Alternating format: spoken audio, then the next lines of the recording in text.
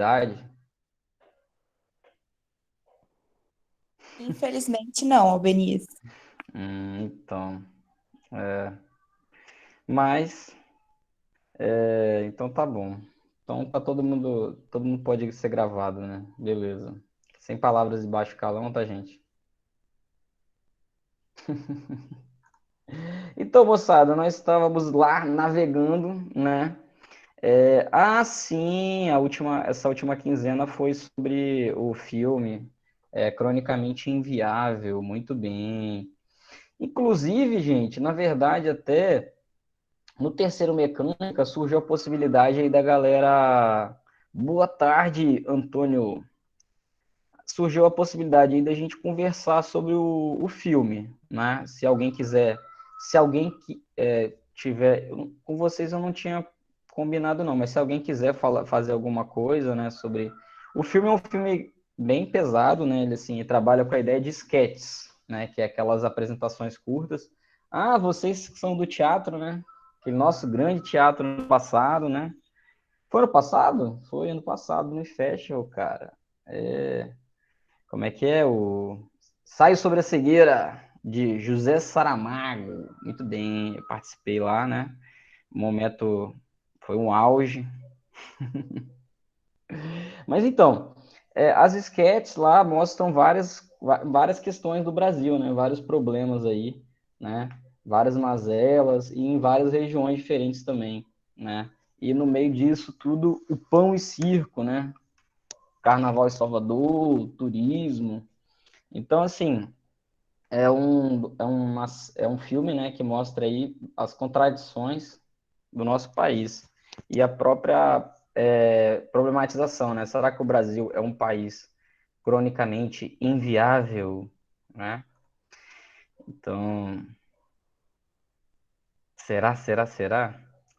Então, galera, a nossa discussão aqui hoje, né, ela começa aí com a análise, né, e a teoria de vários autores, né? Alguns autores aí que permeiam a ciência política, a sociologia e também a própria filosofia, né? Porque acaba que a filosofia política e a ciência política fazem uma interseção aí, né, nas suas teorias. Então, galera, a gente teve a definição de Estado lá de Max Weber, né? Viram lá a questão do que o Estado detém o monopólio. O que diferencia o Estado das outras instituições é que o Estado detém o monopólio da violência legítima, né, em um determinado território, não é isso? Então aqui a ideia é a gente navegar, né, por vários autores, né? E aí é isso.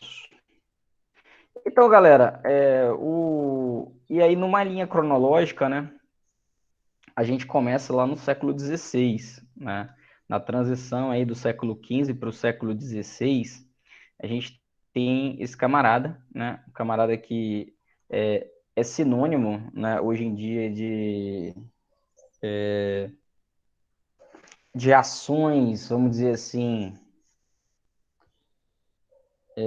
de ações corruptas, né? Ou de ações que são quando as pessoas privilegiam talvez o interesse pessoal em detrimento do interesse coletivo, né? Ou pensam mais na finalidade, né? E não como você vai agir. Eu quero conquistar algo, mas eu não vou pensar em como eu vou fazer isso. Eu quero simplesmente conquistar, né? Então, Maquiavel, ele foi um funcionário público, né? Ele não foi assim um grande político, né? Ele ocupou alguns cargos e por viver, né? Ele era italiano, né? E a Itália, ela só vai alcançar a sua unificação, vamos dizer assim, ser um território onde tivesse um poder centralizado no século XIX, né? Então ele viveu lá naquele período, né? Século XV, século XVI, momentos lá de grande instabilidade. Minha canetinha tá funcionando, gente? Ó, canetinha fantástica. Oh. A fragmentação política e instabilidade, né? Então, momentos lá de golpes de Estado, momentos eram monarquia, momentos eram república. o Maquiavel mesmo, né, ele acabou sendo perseguido, né, e ele, quando escreveu O Príncipe, né, que é a sua obra principal, ele acabou dedicando para ele fez para um político, mas depois ele acabou dedicando para outro, para tentar fazer a famosa puxação de saco mesmo, né? Que imagina, né? Você ser um perseguido político e preso no século XVI, né? Se nos dias de hoje já não deve ser muito legal você ser preso, né? Nem um pouco legal. Imagina você ser preso no século XVI na Itália, né? Onde você não tinha minimamente a noção de direitos humanos, de uma independência do judiciário, então os poderes aí eram todos juntos, né? Todo mundo junto e misturado. Então, a grande preocupação do Maquiavel, né? O grande problema na sua obra O Príncipe era pensar em como ter uma estabilidade no Estado, né? Então, quando a gente vê o conceito do Weber, já no século XX, quando o Weber fala que a função primordial do Estado é garantir esse monopólio da violência legítima, é porque nos séculos anteriores estava uma fragmentação muito louca na Europa, né? Então, o Weber é alemão, né? O Maquiavel é italiano. Então, Scarlett chegando na área. Então, a gente estava vivendo um momento muito instável, né? Então, a grande questão do Maquiavel era como ter, né, esse Estado com uma estabilidade, não é isso? Então, galera, a partir daí, o Maquiavel é considerado, né, um dos primeiros autores aí que vai buscar uma explicação mais materialista, né? Ele vai tentar explicar a política como ação humana, né? E não como fruto de um poder divino, né? Ou uma ação, vamos dizer assim, metafísica, ou como algo sobrenatural. Ele vai tentar buscar, né, o que se chama aqui a verdade efetiva das coisas, né? Então ele vai tentar de fato compreender a política, né, com suas próprias mazelas mesmo, né, com o próprio jogo do poder, a luta pelo poder, né? Então ele vai buscar compreender isso, sempre tendo como norte como instaurar um estado estável, né? Então ele vai buscar então compreender o estado real, né? Não aquele idealizado, mas aquele capaz de impor a ordem, né? De conseguir ter aí uma certa estabilidade institucional, então. Então ele se opõe, né? O Maquiavel, ele acaba sendo aí mal julgado, mal visto, né? Ele acaba sendo até sinônimo até os dias atuais, né? Acabou sendo um sinônimo aí de políticos que olham mais, não se importam com os outros, mas sim conquistar um determinado objetivo. Então, ele acabou sendo, né, indo contra a ideia de direitos divinos, né, e de imposição aí, analisando a política apenas como uma ordem natural e eterna.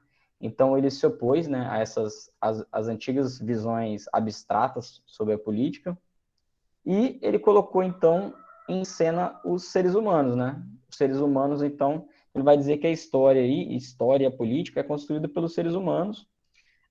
E então, uma vez que se conquista o poder, você também pode perder o poder, né? Você também pode ser questionado ou pode ter o seu poder tomado, né? Então, aqui são os elementos principais, né, na obra de Maquiavel, que ele justamente vai dizer, fulano de tal conseguiu conquistar um território, mas por que ele perdeu aquele território?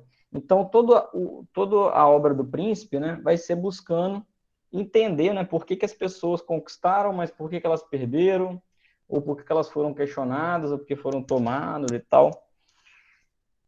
E a partir daí, né, ele vai tratar também sobre a natureza humana, sobre o que se chama de natureza humana, que seria aí habilidades, né? Então, ele vai colocar aí algumas características que são parecidas lá com a visão até de Hobbes, né? Que a gente vai falar depois sobre os contratualistas. Então, ele tem algumas questões ainda dessa ideia de natureza, né? Então, tinha uma ideia sobre será que os seres humanos têm características inatas ou todos os seres humanos são construídos socialmente? Então, Maquiavel ainda estava no período de se buscar, né, entender que os seres humanos tinham ainda algumas características inatas, né? Então, ele carregava isso ainda, né, dessas compreensões, né? Então, ele falava, né, que os homens são ingratos, volúveis, simuladores, covardes ante o perigo e ávidos ao lucro. Vocês concordam com isso, galera?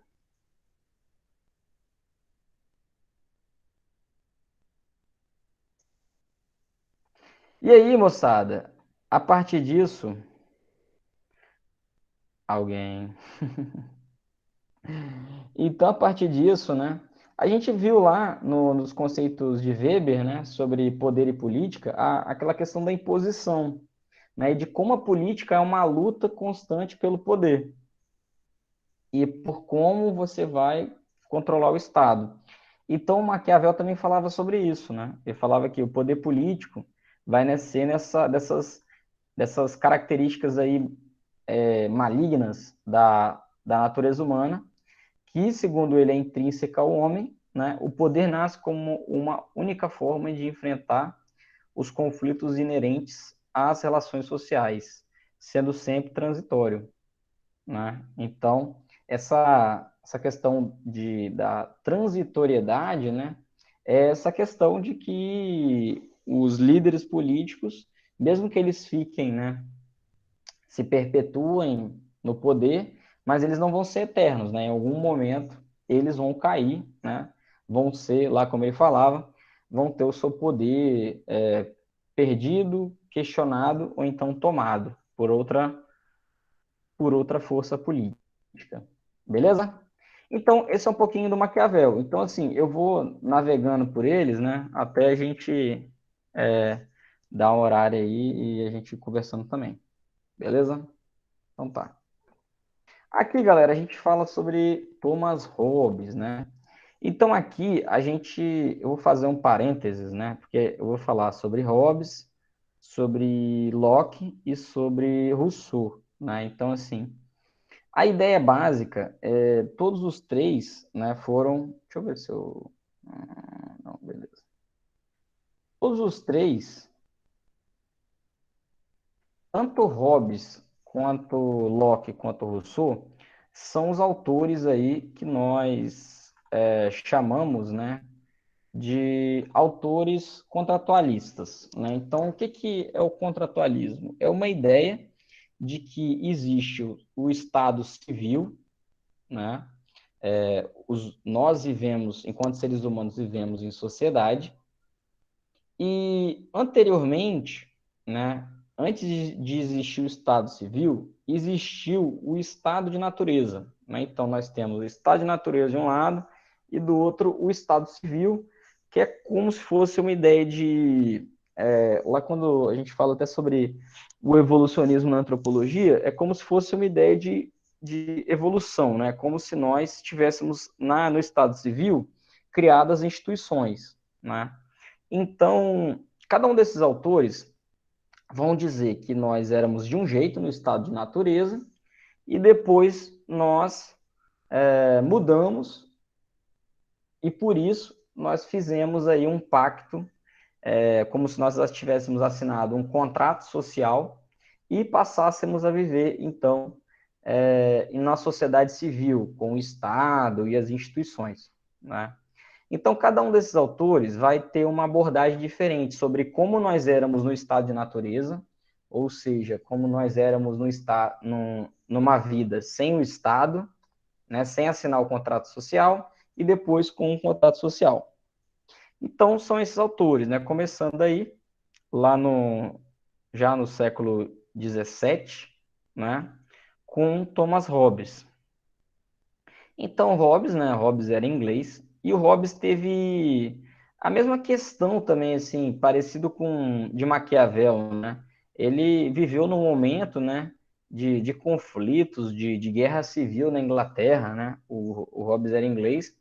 Então, ele viveu aí praticamente toda a sua vida, né? Em momentos de instabilidade na Inglaterra. Então, era um momento também de muitos conflitos aí. Conflitos, quando a gente fala de conflitos, né, nesse período, era conflitos armados mesmo, como se os grupos políticos estivessem em guerra civil nas ruas mesmo, né?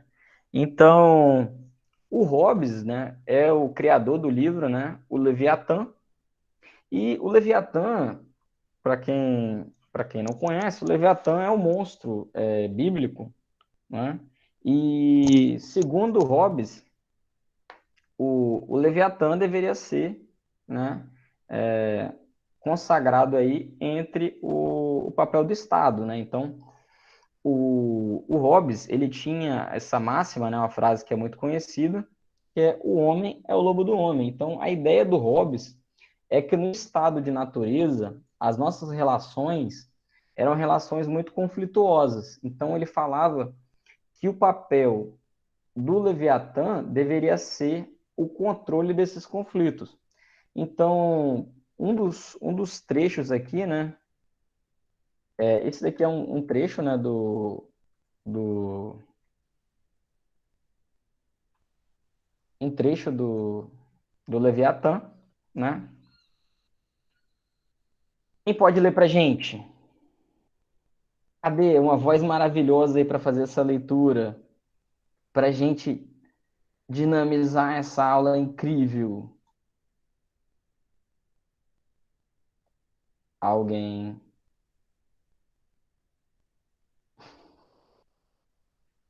Eu posso ler a Benício, mas a voz não é bonita assim, não. Leia aí para nós. A natureza humana para Hobbes. Se dois homens, portanto, desejam a mesma coisa e essa não pode ser gozada pelos dois ao mesmo tempo, eles se esforçam para subjugar um ao outro. Uma atitude sensata, então, é a antecipação, ou seja, um homem subjuga o outro antes de ser subjugado. Este ato deve ser executado de tal maneira que não haja a possibilidade de reação da parte de quem foi prejudicado, pois, se este possuir chance para a reação, certamente agirá de maneira muito pior com quem tentou mutilá-lo. Destarte. Quem se contenta somente com a sua própria defesa não dura muito tempo. Hum. Então, galera, este daqui é um exemplo, né, de como o Hobbes, então, via aí a natureza humana, né? Então, a gente tem aqui uma situação, né, hipotética, mas ele fala, então, uma relação, né, dois homens, machista, opressor, porque não tem duas mulheres, né? Então, duas pessoas desejam, né, um determinado bem. Como esse bem não pode ser gozado, utilizado pelos dois ao mesmo tempo, eles vão se esforçar, então, um para subjugar o outro, né? Então, eles vão ter um determinado bem, eles vão entrar em conflito. Então, segundo Hobbes, no estado de natureza, o certo, então, já que você sabe que o outro vai te subjugar, vai, sei lá, vai tentar te roubar, enfim, vai desejar o seu bem, a atitude sensata, então, é se antecipar e se subjugar a outra pessoa, né? Então, é um contexto social, né? Pensado por Hobbes aí, com base no momento que ele vivia lá no século XVII, é um contexto de muitos conflitos, né? Ou seja, não existe um respeito, então, pela propriedade, pelo aquilo que é o bem daquela outra pessoa, né? Então, assim, você pode falar, não, professor, isso acontece até hoje em dia, né? Tá, beleza, acontece, mas existe punição minimamente, você sabe, né, que você vai... isso não acontece de forma tão rotineira e visível, né, quanto o Hobbes descreve aqui lá no século XVII. Mas então, com base nisso, como para o Hobbes o estado de natureza é muito conflituoso, rola muita treta, né? Então, para ele, voltando aqui nesse slide, então, já que o estado de natureza do ser humano é conflitiva, então, pela incerteza da organização das relações sociais, né? Então, segundo ele, a solução do Hobbes é uma solução mais autoritária, já que ele vai dizer que se não tiver um controle sobre esses conflitos, vai dar merda, né? O povo vai se matar, vai brigar o tempo todo. Então as pessoas têm que ter o quê? O medo, segundo ele. Então as pessoas têm que ter o medo, né, de um elemento superior. E esse elemento superior para ele seria o Leviatã, né, que no caso aqui é uma metáfora, né, a este monstro aí que seria representada pelo Estado. Então, segundo o Hobbes, né, Thomas Hobbes, como pôr termo a este conflito, né? Como buscar uma solução para esse conflito? Calma aí que tem alguém batendo na porta. Ah, calma aí, calma aí. Temos perguntas. Opa, produção, sim. Acabou de chegar uma pergunta aqui do senhor Antônio Ferreira. Mas, professor, e uma troca entre bens de valor similar? Isso evitaria conflitos. Sim, sim, mas aí a ideia, na verdade. Opa, calma aí. A ideia, na verdade, é. Essas trocas, né? Essas trocas acontecem. Se a gente for estudar a própria antropologia, né? Várias, antes do próprio capitalismo, que a gente troca as coisas por dinheiro, né? Existiam trocas, né, de mercadorias. Então, mas a ideia básica aqui, né, é que é uma pessoa que tem o bem, né, e uma outra pessoa que desejaria o bem, né? Então não seria uma relação onde duas pessoas queriam trocar bens, né? Entendeu, Antônio? Isaac, professor, tem como repetir o que é contratualismo? Então, contratualismo é uma vertente teórica das teorias políticas que tentam explicar, em uma situação hipotética, por que nós saímos de um estado de natureza, ou quando não tinha estado, né? Seria tipo um anarquismo, uma anarquia selvagem, né? O estado de natureza. Por que que nós saímos desse momento, quando a gente vivia sem regras, sem imposições, e então nós assinamos um bendito contrato com o Estado, para o Estado nos punir também, né? Então, assim, por que que a gente, por que que a gente, aí, por que que a gente abriu mão, em algum momento, de uma liberdade nossa para vivermos sob regras de uma instituição, né? Então, cada autor buscou explicar essa história de uma forma diferente. Aí são os três, né? O Hobbes, o, o Locke e o Rousseau. Aí nós estamos falando sobre o Hobbes, Thomas Hobbes. Então tá, beleza. Então, galera, com isso, para o Hobbes, né, a possibilidade aí de por fim a esse conflito é um Estado, né? Então, vamos lá. Por que para o Hobbes é importante? Minha cachorra está chorando.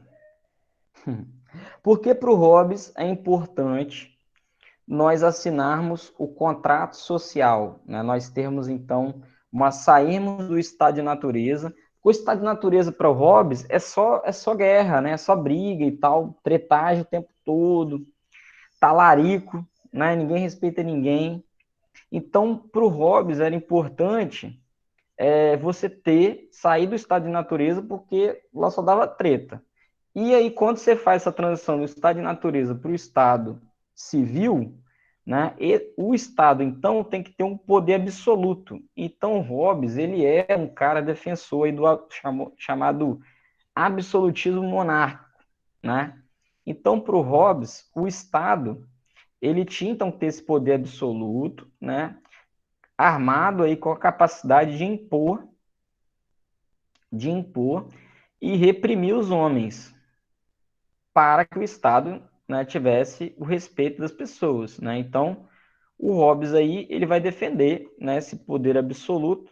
Então, ele era um defensor também da monarquia, né, defensor do modelo monárquico e da plenitude de suas funções, ou seja, para o Hobbes não tinha esse papo de separação de poderes, né? Então, para o Hobbes, o monarca ele tinha que comandar tudo, né?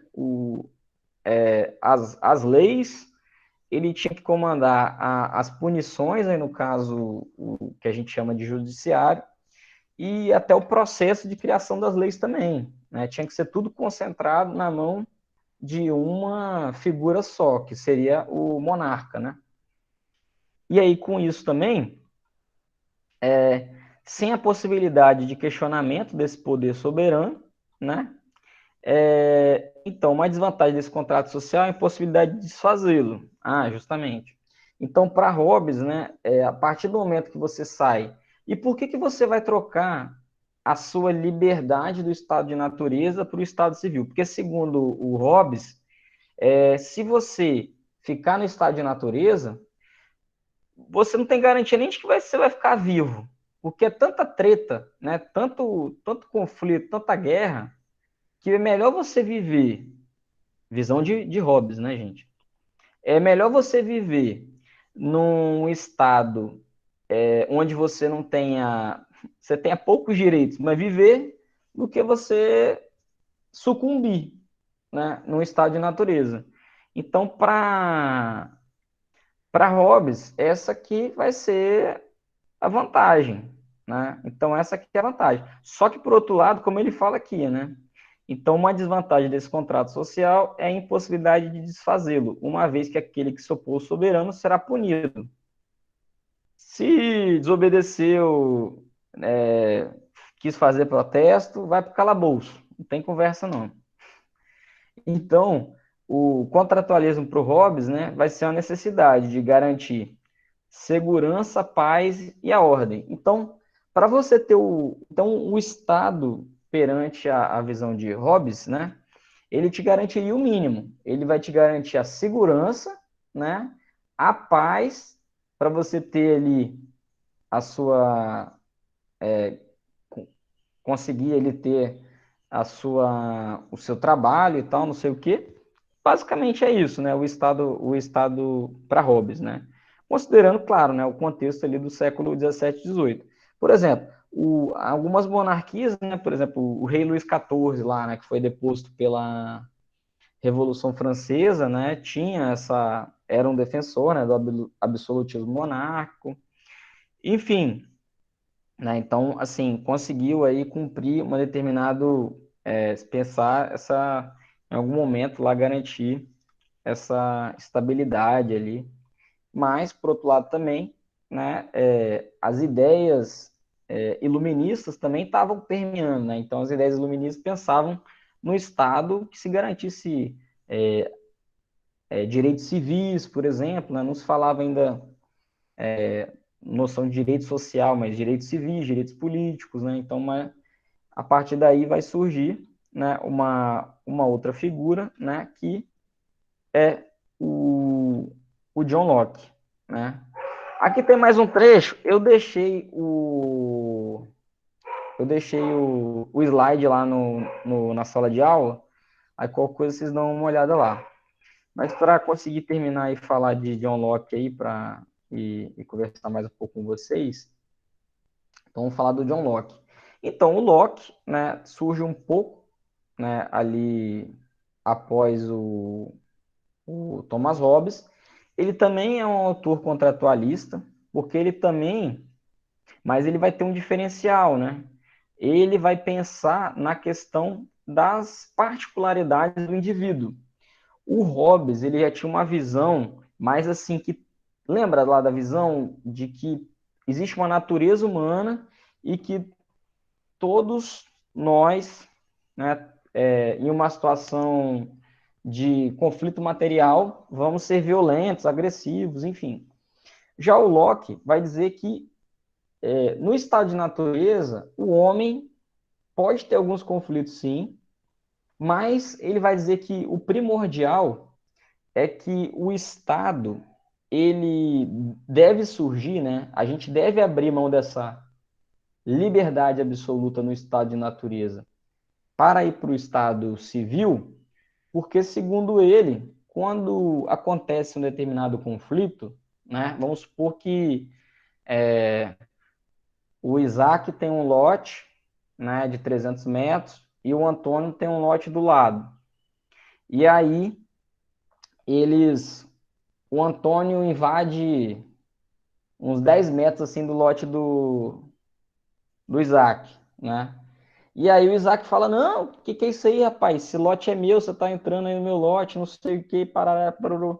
Então, assim, numa situação de estado de natureza, esses dois indivíduos, eles podem, né, ir à via de fato. Então, ter que decidir aí quem é dono desse lote, dessa parte do lote, na violência. Mas aí, segundo o John Locke, por que que mesmo sendo um defensor do individualismo liberal, por que que mesmo assim vai ser importante, então, a gente assinar esse danado desse contrato social, né, e criar o Estado? Porque ele vai dizer que ninguém é bom juiz de si mesmo, né? Então, numa situação de conflito, já viram aquela frase? A farinha é pouca, meu pirão primeiro. Quem já ouviu? Nunca ouviram, não?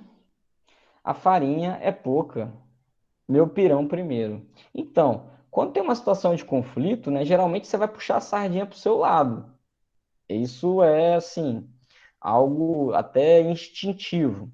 Mas é claro, né, que hoje as pessoas podem até pensar diferente, mas mesmo assim a gente sabe que na prática não é assim, né? Então o Locke vai dizer que o Estado é necessário para que as pessoas, né,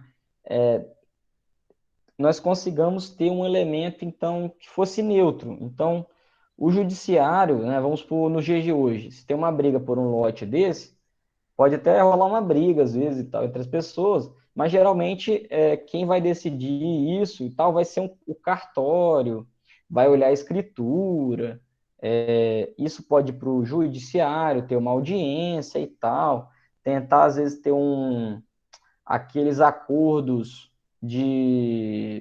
como é que fala? Conciliação, né? Audiência de conciliação e tal. Então, o Estado, ele tem vários mecanismos para conciliar esses conflitos entre as pessoas, né? Então, a partir daí, moçada, o que acontece?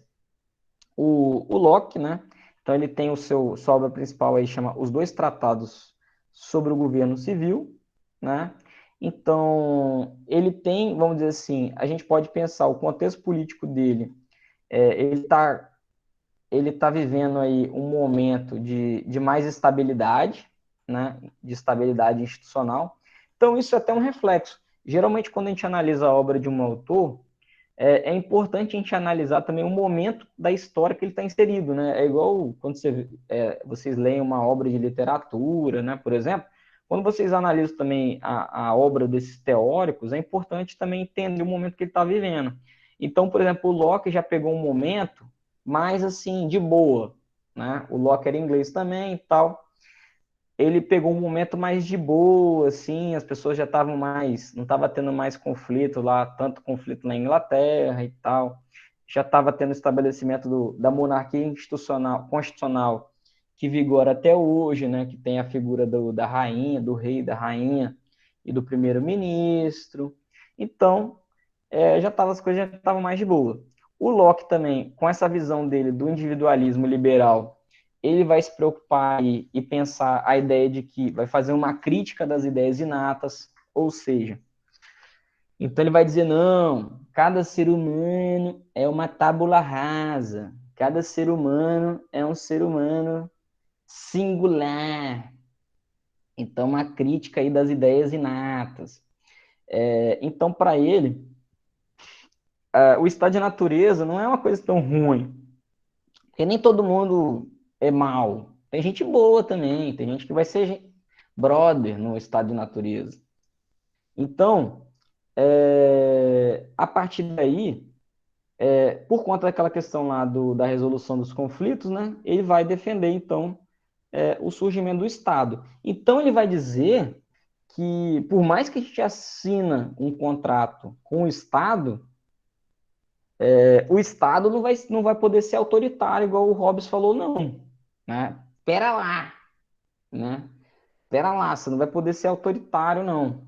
Caraca, eu falo demais, velho. Já é 4h22. Então eu vou tentar concluir Locke aqui para a gente fechar aí, para eu liberar vocês aí.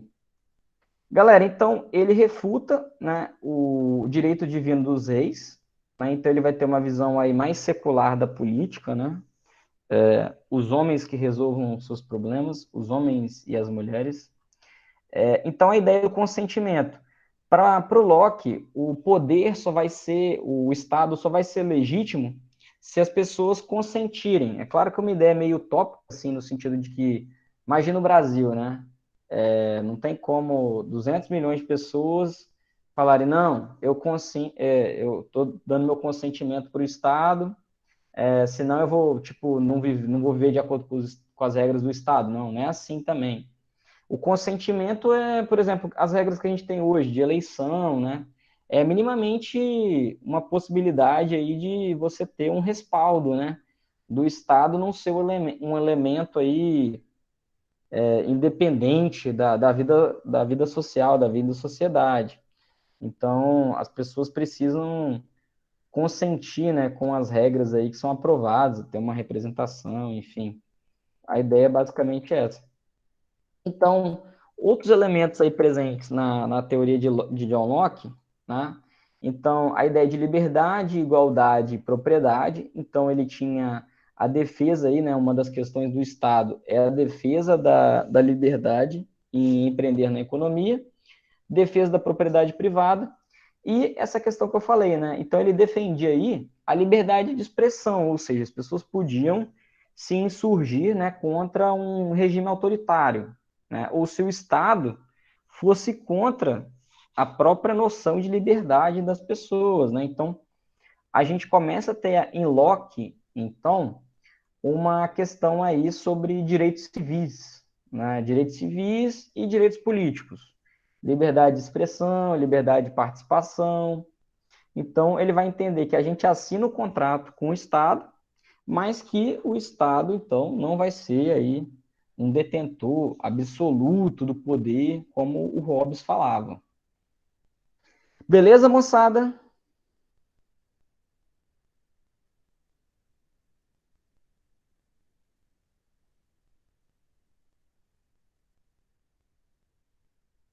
Exatamente, Isaac. Onde não há lei, não há liberdade. Então, é uma ideia, né, de que sem esse elemento, né, porque a lei ela acaba garantindo, né, então aí ele vive num momento onde ele observa que, por exemplo, ele chega a pegar a Constituição, né, os modelos constitucionais aí. Então ele vai entender sim que as constituições podem garantir, né, porque também se você não tem regra nenhuma, você também está suscetível aí a poder ser, sei lá, violentado de uma forma, né? De uma forma torpe, né? Então, é um elemento interessante para Locke. Beleza, moçada? Tranquilo. Galera, então é isso, né? Estamos aí cumprindo mais uma semana de regime domiciliar e tranquilo. Aí a gente continua o conteúdo então na semana que vem e vamos trocando ideia aí sobre a possibilidade de fazer seminário e tal. Mas por enquanto, deixar essa semana então para as aulas síncronas e aí eu não vou passar atividade nenhuma, não. Aí eu vou postar para vocês lá vou postar